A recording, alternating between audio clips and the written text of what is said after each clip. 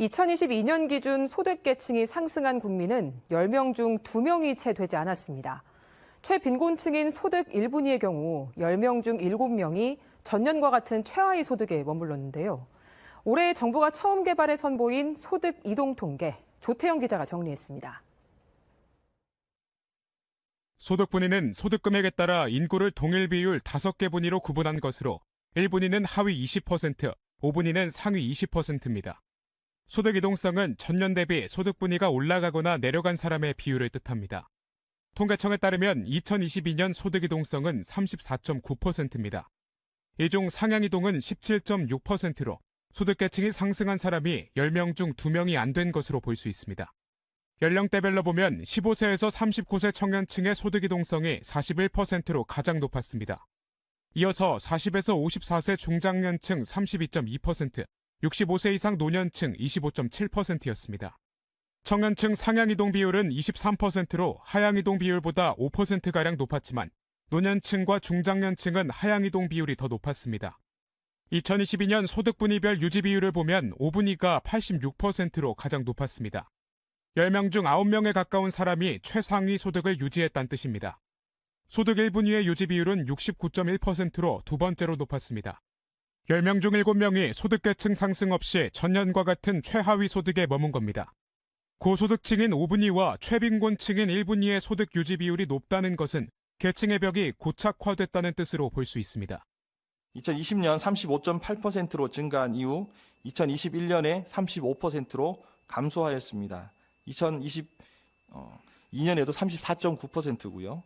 이러한 부분은 이제 20년에 코로나로 인한 충격으로 이동성이 증가했고 그 이후에 회복 과정에서 유지가 좀 더 증가되는 모습을 보인 것으로.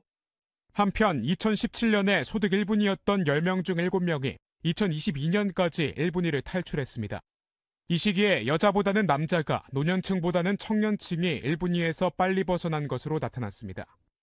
올해 처음 발표된 소득이동 통계는 국세청 소득자료와 국민 1,100만 명 표본을 통해 개인 소득의 이동성 현황을 분석한 자료입니다. 우리 사회는 개인의 능력과 선택에 따라 계층 상승의 기회가 어느 정도 열려 있을까를 엿볼 수 있는 통계를 통계청이 처음으로 개발해 발표했습니다. 약 1,100만 명의 근로소득과 사업소득 등을 추적한 결과입니다. 2017년 소득 하위 20%인 1분위에 속하는 사람들 가운데 5년 뒤에도 여전히 1분위를 벗어나지 못하는 사람은 31.3%에 달했습니다. 이에 비해 소득 상위 20%인 5분위는 같은 기간 63.1%가 5분위에 머물렀습니다. 소위 최상위 부자들의 3분의 2 가까이는 5년 뒤에도 여전히 최상위 부자라는 뜻입니다. 소득 분위가 1년 전에 비해 올라가거나 내려간 사람들의 비율은 코로나 대유행이 시작된 2020년 35.8%에서 2년 연속 떨어져 2022년 34.9%까지 내려왔습니다. 계층 이동성, 즉 사회 역동성이 점차 떨어지고 있는 것으로 해석됩니다. 2022년 1년 전에 비해 소득 분위가 상승한 사람은 17.6%, 하락한 사람은 17.4%로 엇비슷했습니다. 캐나다에서도 한 20-30% 정도의 사람들이 소득분위 이동을 경험하고 있는 것으로. 이동성이 이제 약하다라는 거는 경제의 이제 역동성이 떨어진다라는 것이고 성장 잠재력이 이제 떨어질 가능성이 있는 거죠.